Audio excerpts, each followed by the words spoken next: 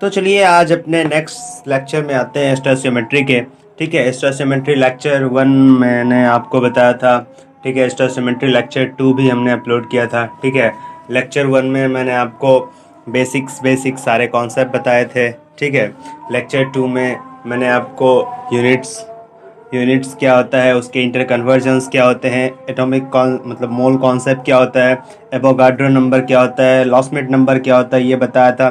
ठीक है, आज लेक्चर 3 है। ठीक है, तो लेक्चर 2 से मेरा मतलब है मोल कंसेप्ट से। ठीक है, उसमें मोल कंसेप्ट हमने इनिशियली थोड़ा सा डिस्कशन किया था। ठीक है, तो मैं उसको फिर से एक बार रिवाइज करा देना चाहूँगा। फॉर मोर क्वेरीज आप वो वीडियो रेफर कर सकते हैं। अगर आपको उससे भी ना समझ में आए तो फिर आप कमेंट करके मुझे बोल सकते हैं। मैं तो ऑलरेडी तैयार हूँ आपके लिए कोई भी वीडियो बनाने के लिए।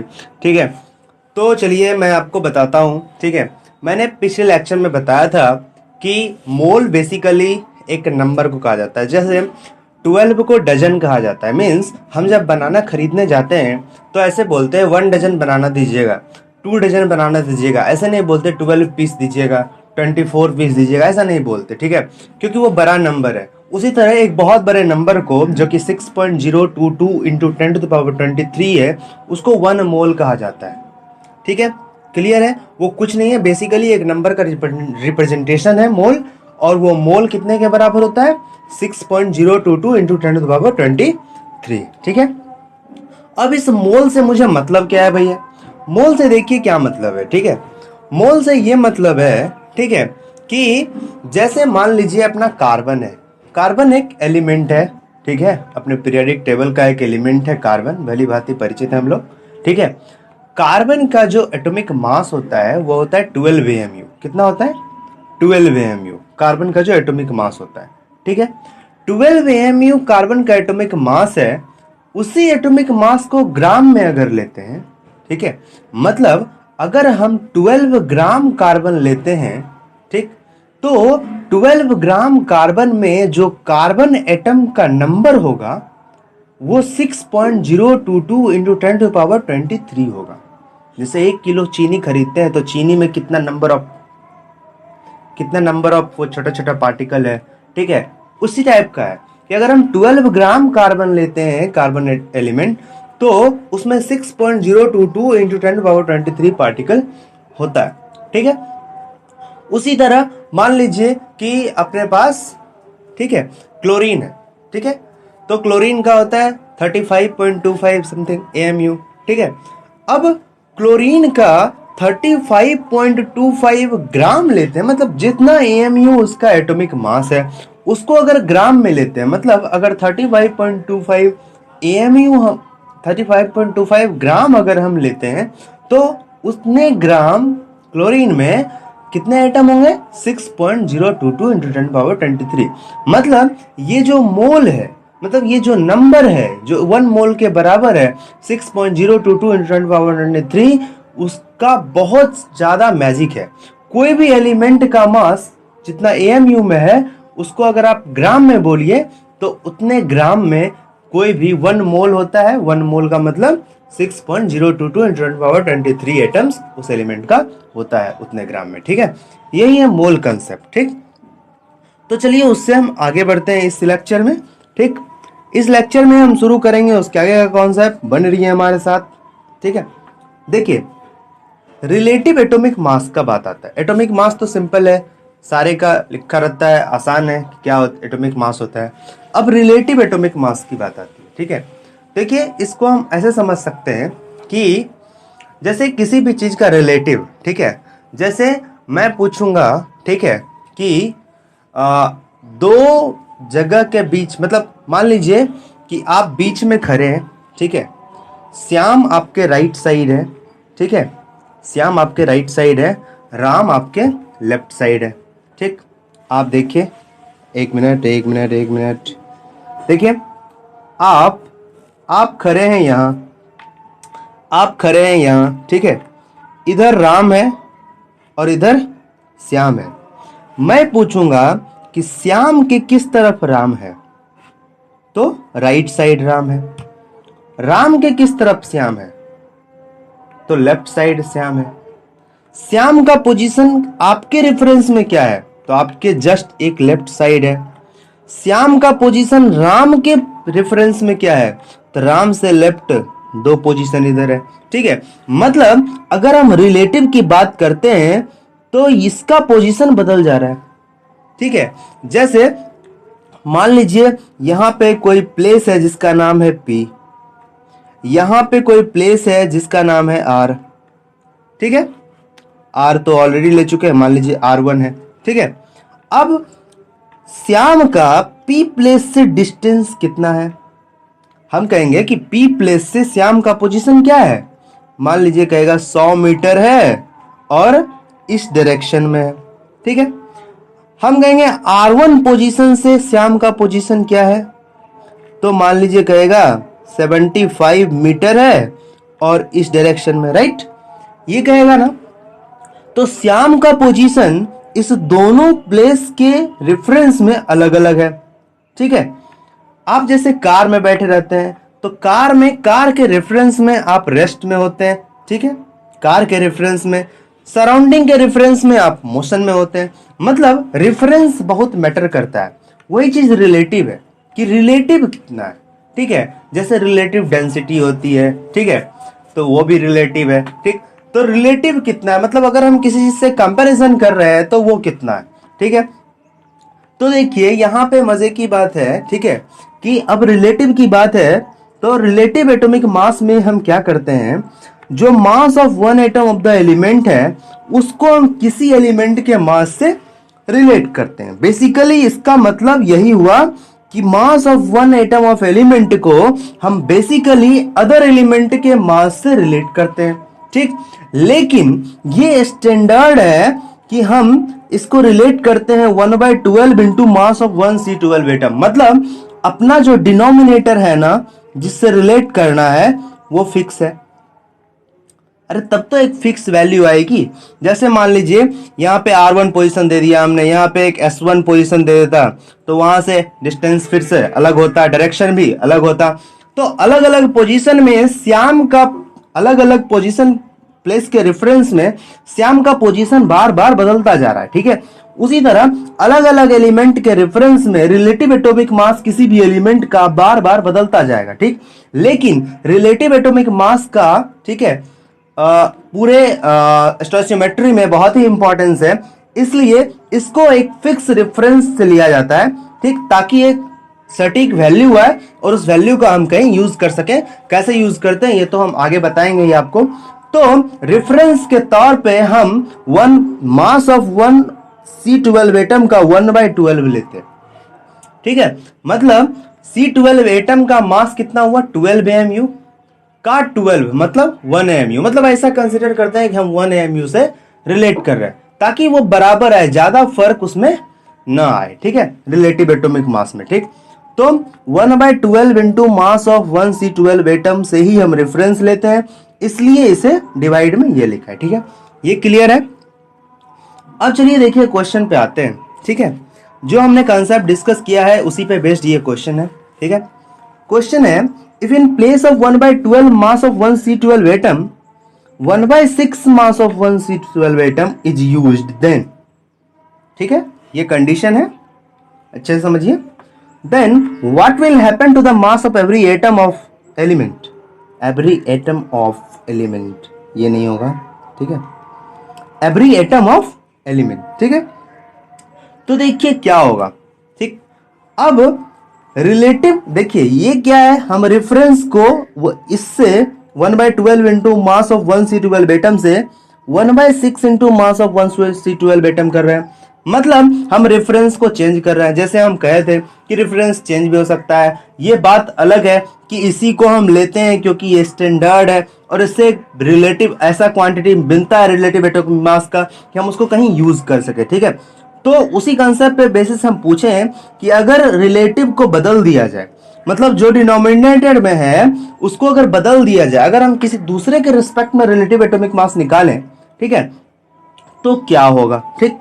तो कहता है उसके मास पर क्या इफेक्ट पड़ेगा एलिमेंट के। देखिए एलिमेंट के मास पे क्यों इफेक्ट पड़ेगा भाई, रिलेटिव एटॉमिक मास पे फर्क पड़ेगा भी, मास पे क्यों फर्क पड़ेगा, ठीक है। रिलेटिव एटॉमिक मास है ना, कि रिलेटिव एटॉमिक मास बराबर होता है mass of one element by reference, जो भी रेफरेंस है वो रेफरेंस, ठीक है।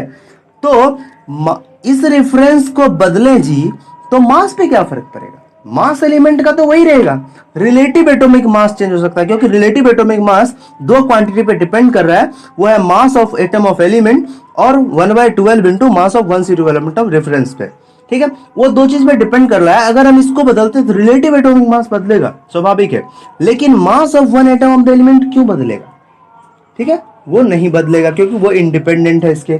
तो इसका आंसर क्या होगा, सेम रहेगा, ठीक है, डी अपना आंसर है। अब देखिए अगला क्वेश्चन है, what will happen to the relative atomic mass. हाँ, ये तो बदलेगा, रिलेटिव एटॉमिक मास बदलेगा, ठीक।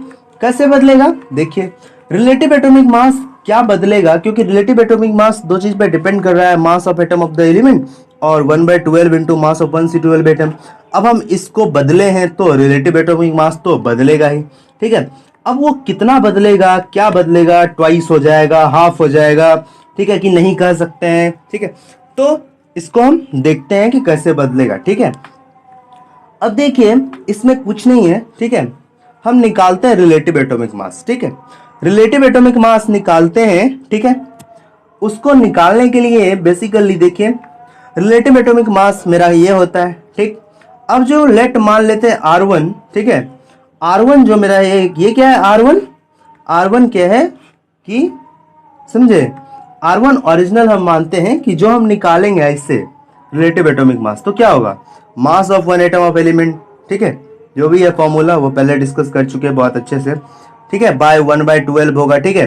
तो ये 1/12 डिनोमिनेटर से यहाँ न्यूमरेटर में आ जाएगा, ठीक है, इतना डिवाइडेड बाय जैसे x लिखे हैं इसको, तो x डिवाइडेड बाय 1/12 हो जाएगा ना, ये क्या हो जाएगा, x इंटू 12 मतलब 12x, ठीक है। तो हम इस क्वांटिटी को कि mass of one atom of the element by mass of 1c12 atom को हम मान लिए कि x है। अब क्या बचा यहाँ 12, तो मतलब क्या हो गया अपना R1, मतलब जो रेफरेंस मेरा ओरिजिनल रिलेटिव एटॉमिक मास होगा वो क्या हो जाएगा 12x, ठीक है। नाउ इफ रेफरेंस बिकम 1/6, अब रेफरेंस को अलग करना है जी, तो ये क्या हो जाएगा मास, तो जो R1 है, ठीक है, R1 नहीं R2, क्या है R2, ठीक है। तो R2 क्या होगा, mass of one atom of that element by 1/6 into mass of 1c12 atom, ठीक है, क्योंकि रेफरेंस बदला तो जो रेफरेंस है वो नीचे आता है, जो भी अपना रेफरेंस है फ्रेंड वो कहाँ आता है, डिनोमिनेटर में, राइट। तो डिनोमिनेटर बदल गया, ऊपर तो सेम ही रहा। अब देखिए हम mass of one atom of the element by mass of 1c12 atom को x माने थे, अब यहाँ क्या हो जाएगा x बाय 1/6 मतलब x इंटू 6 मतलब 6x, राइट। तो अब अपना जो नया रिलेटिव एटॉमिक मास है वो 6x है, ठीक।